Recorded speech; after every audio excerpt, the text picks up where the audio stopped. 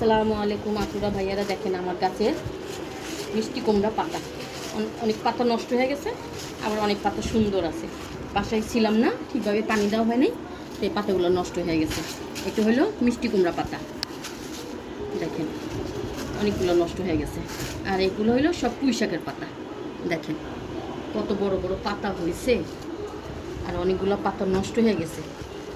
বলবেন কি যে 20 টাকায় শাক পাওয়া যায়? হ্যাঁ, পাওয়া তো যায়, তারপরেও নিজের গাছের একটু আনন্দই আলাদা, তাই না? সব নামাইছি গাছের থেকে, চিংড়ি মাছ দিয়ে রান্না করব। এই পাতাটাও নষ্ট হয়ে গেছে পানি দেওয়ার কারণে, যেই গরম পড়ছে। যদি ভিডিও ভালো লাগে আপুরা ভাইয়ারা আমাকে শেয়ার করেন, লাইক করেন। এই দেখেন ছোটো ছোটো ডালগুলো সব কেটে ফেলছি, বৃষ্টিতে শাক নষ্ট হয়ে যেতেছে, তাই সব কেটে ফেলছি আজকে।